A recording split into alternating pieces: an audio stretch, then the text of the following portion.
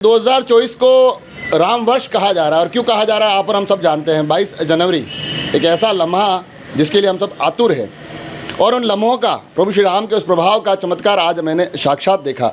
यहाँ आज तमाम लोग जुटे हुए हैं और ये कैसे जुड़े हैं आज, वो एक जो चीज़ घटना घटित हुई है वो अपने आप में अद्भुत है। मेरे हाथ में कार्यक्रम का स्वरूप है रामराज महोत्सव।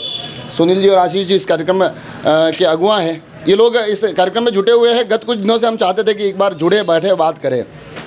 आज मैंने इन फ़ोन लगाया, कहाँ पर हो, अनायास ही जैसे ही फ़ोन चल रहा था उस दरमियान ये दोनों मेरे तक पहुंच गए। फ़ोन पे बात करते करते, हमारा कोई पूर्व निर्धारित कार्यक्रम नहीं था। ये अपने आप में प्रभु श्री राम का चमत्कार था कि दो भाव एक साथ जुड़ गए। हम बात कर ही रहे थे, इतने में विनीत जी, आप जो कि इन दिनों लगातार विनीत जी, जगदीश जी भाई साहब, फुलेश जी, ये लोग इन दिनों लगातार प्रभु श्री द्वारकाधीश मंदिर के माध्यम से जो एक भव्य आयोजन होना है 3 दिवसीय, उसकी रूपरेखा को लेकर लोगों को आमंत्रित करने का कार्य कर रहे हैं। आप उसी मौके पर पहुंच गए और कमाल और तब हुआ जब हम जहां मिले उस ऑफिस के भीतर की तरफ राहुल भैया बैठे थे, सूर्य प्रकाश जी भाई साहब बैठे थे। सन्नाटी समाज का एक बहुत सुंदर कार्यक्रम की रूपरेखा बनाई जा रही, उस तक भी पहुँचाऊँगा। ये चर्चा चली, इतने में किलाजी निष्कलंक का फ़ोन आ गया। वो सामने से गुजर रहे थे, उन्होंने कहा क्या बात है आज सब जुटे हुए हो। तो मैंने पूछा आप क्या कर रहे हैं, कि हम भी एक कलश यात्रा बजरंग चौराहे पर बालाजी मंदिर पर प्रस्तावित है। तो ये तमाम चर्चाएं चल रही थी। इतने में सतीश जी भाई साहब जुड़ गए और इन्होंने कहा हम कॉलोनी में एक आयोजन कर रहे हैं प्रभु श्री राम की इस प्राण प्रतिष्ठा के निमित्त, और जो हम लोगों के पास उम्मीद लेकर गए वो उम्मीदें अनायास कुछ ही लोगों ने पूरी कर दी। इतने भाव से ओत प्रोत लोग हैं और मुझे इसलिए अच्छा लगा कि एक सिर्फ भावना जागी और तमाम बिंदु एक दूसरे से जुड़ गए। इससे अंदाज़ा हो सकता है कि ये दिन कितना ऐतिहासिक होने जाने वाला। थोड़ी बात सबसे करेंगे। सबसे पहले तो एक बहुत सुंदर संयोग आज बना है, अनायास ही सभी राम भक्त, और ये इसलिए मेरे को बढ़िया लग रहा है कि फिर आने वाला अभी आज ये प्रक्रिया चल रही है तो 22 तारीख तक क्या वातावरण बन जाएगा। बिल्कुल, देखिए राम काज है और आपने आज ये चमत्कार महसूस किया है, लेकिन हमने जिस दिन से इस काम को हाथ में लिया है, जगदीश जी भाई साहब इसके साक्षात उदाहरण है, तब से हमको रोज़ प्रतिदिन कोई ना कोई चमत्कार ऐसा देखने को मिलता है। हमें महसूस होता है कि हाँ, राम का काम है और इसमें राम जी आगे से आगे व्यवस्थाएं खुद ब खुद बिठा रहे हैं। जैसे कि हमने शोभा यात्रा के लिए एक अल्पाहार की व्यवस्था का सोचा था कि हम जितने भी शोभा यात्रा में व्यक्ति 8-10 हज़ार होंगे उनको अल्पाहार करवाएंगे, लेकिन राम को ये मंजूर नहीं था। राम ने कहा नहीं, मेरी शोभा यात्रा में जो भी आएगा वो भोजन के बिना नहीं जाएगा। हमने भोजन का सोचा और व्यक्ति तैयार हो गए और उनकी ओर से भोजन की समस्त जिम्मेदारी ले ली गई। तो आपने बिल्कुल सही कहा कि राम का जो काज है उसमें चमत्कार होता है और राम अपना काम खुद स्वयं करवाते हैं। ये देखिए आप, ये एक ऐसा सेम एग्जाम्पल सतीश जी भाई साहब के वहाँ से निकल कर आया। भाई साहब आप बता रहे थे कि हमने कुछ राशि जुटाने की कोशिश की, कुछ एक राशि नियत की, मगर 2-3 लोगों ने कहा अरे ये तो हम मिलकर ही कर लेंगे। महावीर नगर विकास समिति के द्वारा जो राजा राजेश्वर मंदिर है वहाँ पर इस दिन का जो कार्यक्रम तय हुआ, उस दिन ये तय हो रहा था, वहाँ चर्चा की किस प्रकार से हम लोगों को प्रसाद की व्यवस्था करें। तो ऐसा विचार आया कि कुछ लोग हम सामूहिक रूप से कुछ पैसा इकट्ठा करें प्रति परिवार।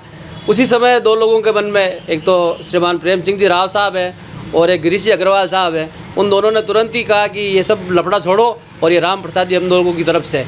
तो उनके मन के जो भाव थे कि राम का इतना बड़ा कार्य हो रहा है, हम लोगों का इसमें अगर थोड़ा सा सहयोग हो जाए तो हम अपने आप को धन्य महसूस करेंगे, और एक सामान्य सा कार्यक्रम उत्सव में बदल गया वो उसी दिन उन दोनों के उस सहमति से। मतलब कुल मिला के सिर्फ इच्छा होनी चाहिए, काम अपने आप हो रहे हैं। बिल्कुल साहब, प्रभु श्री राम का नाम तो स्वयं में धन्य नाम है, उसके नाम से तो पत्थर तक भी तैरे हमने जाना है, तो ये तो छोटे मोटे काम है। और पूरा संघर्ष काल में हमने देखा कि ऐसी परिस्थितियाँ, जिन परिस्थितियों का कभी समाधान दिख नहीं रहा था कि इसका समाधान होगा क्या। अनेक बार लोग कहते थे मंदिर वहीं बनाएंगे, तो हम लोगों के मन में भी संशय होता था कि ये बात कहीं कपड़त्व की बात तो नहीं कर रहे हैं। लेकिन एक बार जब संघ के पूजनीय सरसंघ चालक जी ने एक बात कही एक बैठक में, उनका इन्हीं आंखों से हम इन राम मंदिर को देखेंगे, तो उनकी बात के बाद एक विश्वास जगा। निश्चित रूप से ये जो आंदोलन है, हम इस पीढ़ी के लिए बहुत सौभाग्यशाली पीढ़ी है कि हमारे आंखों के सामने इसकी परिणति हो रही है और इस भव्य मंदिर को हम देख रहे हैं, बहुत सौभाग्यशाली हम सब लोग। और आगे सुनील जी बैठे हैं जिनसे आज मैंने बात करने के लिए फ़ोन लगाया था। तो सुनील जी, एक तो बात करते करते आप आ भी गए और देखिए इतने एक कड़ियाँ जुड़ गई हैं। आपके आयोजन को लेकर भी लगातार बड़ी सक्रियता से आप लोग डटे हुए हैं, अब तो पत्रक भी आ गए हैं, तो कैसी क्या चल रही तैयारियाँ? भाई साहब, भारत गुरुकुल सेवा संस्थान की ओर से जो आयोजन के लिए हमने तो सिर्फ कल्पना की थी कि इस प्रकार का कार्यक्रम हम करना चाह रहे हैं, पर इस समय मतलब जैसे जैसे निकला वैसे पूरे नगरवासी जुड़ते गए, महिलाएं जुड़ती गई और एक ऐसा उत्साह है पूरे समाज में भी कि ये मतलब बहुत ही जोरदार कार्यक्रम रहेगा और सारे कार्यक्रम नगर में बहुत अच्छे होंगे। कार्यक्रम के भी थोड़े थोड़े मैं आपको रूपरेखा बताते हुए आगे बढ़ूँ। जो द्वारकाधीश प्रांगण का कार्यक्रम है वो 3 दिवसीय है, 20 से 22 तक है। उसमें सांस्कृतिक संध्याएं हैं, भजन हैं, सम्मान हैं, ये तमाम कार्यक्रम हैं। जो महावीर नगर का कार्यक्रम है वो महाप्रसादी का कार्यक्रम है। सुनील जी का जो कार्यक्रम है वो पूर्व 21 की संध्या का कार्यक्रम है। और जिस दिन की 51,000 दीप आप नौचौकी हमारे राजसमंद झील पर लगाने का एक संकल्प लेकर निकले हैं, तो ये तमाम चीज़ें चल रही है। आशीष जी इनके बिल्कुल साथी की भूमिका में रह रहे हैं। राम के काज में जुटकर कैसा लग रहा है? राज के काज तो करते रहे हैं, राम के काज में आगे कैसा लगा? राम नाम की लूट है, लूट सके तो लूट, अंतकाल पछताएगा जब प्राण जाएंगे छूट। ऐसा संकल्प हमने धारा है। और जब हमने इस कार्यक्रम को लेकर सोचा था, सोचते ही सोचते ये कार्यक्रम अब नज़दीक सफलतापूर्वक होने वाला है, तो पूरा शहर खुशी में झूम उठेगा। कैलाश जी भाई साहब, आप लगातार बजरंग चौराहे से जुड़े हुए हैं। मंदिर बड़ा ही खूबसूरत बन गया है। ऊपर से देखें तो शिवलिंग के आकार का, मतलब 3-4 तरह के आराध्यों का मिश्रण है। बालाजी का मंदिर है, प्रभु राम का भी वहाँ मंदिर है, क्या कहते हैं, शिवलिंग के आकार में दिखाई देता है। तो वहाँ पर तो यकीनन मुझे लग रहा था कि इन दिनों मैंने देखा रंग रोगन भी हो रहा है।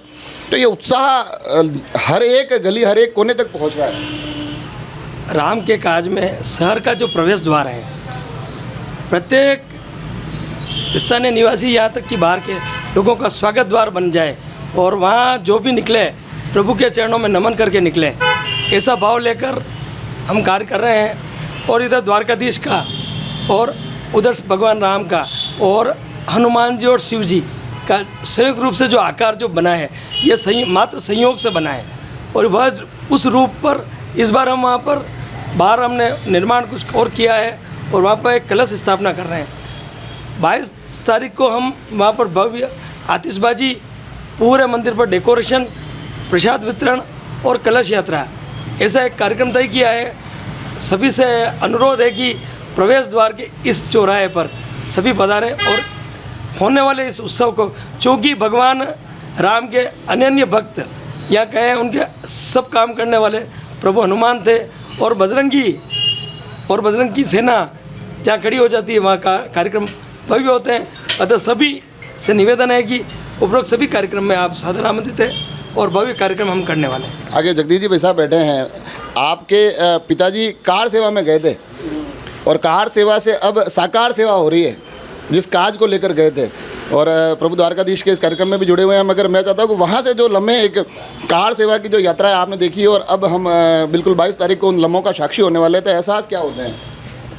युग राम आज का आ गया, शुभ दिन ये आज का आ गया, हुई जीत सनातन धर्म की, घर घर भगवा लहरा गया। आज प्रभु श्री राम का बहुत बड़ा काज हम सभी को मिला है। हम निमित्त मात्र हैं, हम माध्यम बने हैं प्रभु श्री राम का काज करने के लिए। वर्षों के इंतजार के बाद, असंख्य लोगों के बलिदान और संघर्षों के बाद हमें आज यह दिन देखने को मिल रहा है। हम बड़े सौभाग्यशाली है कि हम ये कार्य कर रहे हैं और इसका माध्यम बने हैं। राम काज करीबे को आतिर, जिस तरह हनुमान जी प्रभु श्री राम का काज करने के लिए आतुर रहते थे, आज हम सभी हनुमान बने हैं, हनुमान का माध्यम बने हैं। और हनुमान बनकर प्रभु श्री राम जब तक अपने गंतव्य स्थल 22 तारीख को न बैठ जाए, तब तक, जैसे कहते हैं कि राम काज किन्हें बना, हमें कहाँ आराम, तो हमें आराम नहीं मिलेगा जब तक प्रभु श्री राम अपने गंतव्य स्थल तक नहीं बैठ जाए। तो हम राममय वातावरण पूरे देश में जो बन रहा है, राजसमंद ही नहीं, राजस्थान ही नहीं, हिंदुस्तान ही नहीं, वर्ण संपूर्ण विश्व में राम का जो राममय वातावरण है, यह देखने को हमको मिल रहा है। हम सौभाग्यशाली है कि हमारे आंखें यह माहौल देख रही है। धन्य है हम प्रभु श्री राम का यह आगमन देखकर। राहुल भैया से बात करेंगे, फिर सूर्य प्रकाश जी भाई साहब के पास आऊँगा। इनके लिए मेरे पास एक विशेष आग्रह भी है। राहुल भैया, सनाट्य समाज भी एक कार्यक्रम कर रहा है। मैं चाहता हूँ कि आपके माध्यम से कार्यक्रम की रूपरेखा पहुँचे। सनाट्य समाज 22 तारीख को कल्याण राय जी का स्वरूप जो रेती मोहल्ले से निकलकर पूरे नगर में घुमाकर सनाट्य समाज कांकरोली में पहुंचेगा और वहां जाकर वो यात्रा एक हवन के रूप में तब्दील हो जाएगी। वहां पर सब लोग हवन करेंगे। उसके बाद शाम को दीपदान होगा, आतिशबाजी होगी और यह पल हमारे लिए सौभाग्य के पल है, क्योंकि आज भारत का हर नगर अयोध्या जैसा ही नज़र आ रहा है। व्यक्ति कहते हैं कि हर मन के अंदर राम है, ऐसा ही हर नगर के अंदर अयोध्या है। हमें ये प्रतीत नहीं हो रहा कि अयोध्या अलग है और ये हमारा नगर अलग है। जो 500 सालों का जो इतिहास आप सभी के सामने है, जो हमने कष्ट भोगे हैं, लेकिन जब एंडिंग हैप्पी हो जाती है तो माहौल खुशनुमाई हो जाता है और जन जन तक यह आनंद, उत्साह, उमंग बड़े ही अलग ही तरीके से नज़र आ रहा है। जो हर व्यक्ति इस आयोजन को अपने स्तर पर करने के लिए बेताब नज़र आ रहा है और प्रभु श्री राम की जो यह आज्ञा के अनुसार ही हो रहा है। उनकी बिना आज्ञा के अनुसार पत्ता भी नहीं हिल सकता और उनकी आज्ञा यही है कि भारतवर्ष ही नहीं बल्कि पूरे विश्व के जो जन है, नर है, नारी है, किन्नर है, पशु है, वो सब मेरे राममय में महक जाए, बहक जाए और इस आनंद के पलों को अपने भीतर संभालें ताकि वो भी आनंद से सराबोर हो जाए और मेरे पास वो आ जाए। ये देखिए, ये भावनाएं हैं। क्या समाज, क्या संगठन, मंदिर, हर एक वर्ग इससे जुड़ने के लिए आतुर हैं। भाई साहब, एक तो ये वातावरण बड़ा ही मधुरम बन रहा है और आपसे मैं आग्रह में ये कर रहा था कि क्योंकि काव्य गोष्ठी से आप लगातार जुड़े रहे हैं, सतीश जी साहब अध्यक्ष हैं, आप एक महत्वपूर्ण भूमिका में रहते हैं, तो क्यों ना अब कवियों को भी एक जिम्मेदारी दी जाए कि कुछ काव्य पाठ ऐसे रचे जाए। क्या पता प्रभु राम इन दिनों कलम से कुछ ऐसा लिखवा ले जो उनके लिए एक अजर अमर याद बन जाए। मैं ये समझता हूँ कि मुझे अपनी बात शुरू करने से पहले मैं भारत भूषण का एक दुआ पढ़ूंगा कि भले न पूजो देवता, जाओ न एक धाम, जिसका मन शबरी हुआ उस तक आए राम। राम आने की प्रक्रिया है। आत्मा जब सबरी के स्वरूप में धारण कर लेती है तो परमात्मा स्वतः ही राम बनकर उस जगह आ जाते हैं। क्योंकि सबरी को ये संशय था कि राम मेरे पास आएंगे ना आएगा, मगर राम ने जब कहा कि मैं तो इसीलिए आया हूँ कि मुझे मत से मिलना था, तो आज जो ये सबरी की भूमिका में पूरे विश्व का जो आत्मा स्वरूप है वो सबरी की भूमिका में है, तो ये पूरा वातावरण ही एक राममय हो गया और सनातनमय हो गया। मैं समझता हूँ कि ये पूरा युग, आने वाला जो युग है वो आतताइयों को नष्ट करते हुए राम राज की स्थापना करने वाला पूरे विश्व में, और पूरा विश्व इस राम जो अयोध्या में जो राम का मंदिर बना है वो एक प्रमाणिकता होगा राम राज्य का, और पूरे विश्व में भारत फिर से विश्व गुरु के नाम से जाना जाएगा। और साहित्यकारों की भूमिकाएं हर वक्त रही है और हमने भी जयवर्धन वालों ने, अनक पत्रिका वालों ने कहा भाई आप अपनी कविताएं आलेख भेजिए, तो हमने राम के ऊपर आलेख लिखे हैं, कविताएं लिखी, और कहीं कहीं हम काव्य गोष्ठियाँ भी कर रहे हैं, उसकी हम योजना बना रखी है। तो वातावरण पूरा राममय होगा, क्योंकि ये सारा सृष्टि का जो वातावरण बदला है ये वास्तव में राम काज के लिए बदला, और ये आने वाले नए युग की और धर्म युग की शुरुआत मैं समझता हूँ कि साहित्यकार ही क्या, राम के राज्य में तो जीव जंतु पक्षी किन्नर जो भी सृष्टि का प्रत्येक व्यक्ति था वो राम उसकी भाषा को समझते थे, और राम और एक आत्मा और परमात्मा का स्वरूपा था जो एक पूरे प्रकृति में जो वातावरण बना है वो वास्तव में राममय बन गया है। तो आने वाले समय में धर्मयुग की स्थापना होगी, ये मेरा मानना है, और ये निश्चित ही ये बात हम कल की अवतार तक इस राम काज को करते हुए पहुँचेंगे, और एक अवतार हमारे धर्म में बाकी बताया गया है वो निश्चित ही जो हो रहा है, जो एक घटित हो रहा है स्वतः होएगा।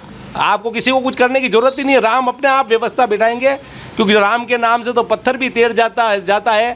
तो ये विशाल मंदिर राम की भावना थी तो राम ने बनवा दिया, और मैं समझता हूँ साहित्यकार हर वक्त हर युग में भूमिका में रहा है, और तुलसी बनकर उस भूमिका में आने वाले समय में भी रहेगा। इतना कहते हुए तो देखा आपने, न कोई तीर्थ न कोई धाम खोजिए मोक्ष प्राप्ति हेतु, न कोई मुकाम खोजिए सकल सृष्टि में, सिर्फ एक नाम खोजिए, जो खोजना ही है तो फिर प्रभु राम खोजिए। ये पंक्तियाँ साकार करती है इस स्नेह मिलन को, इन संघर्षों को और इन तमाम आयोजन के स्वरूपों को। जुड़े रहें राजसमंद एक्सप्रेस से। धन्यवाद।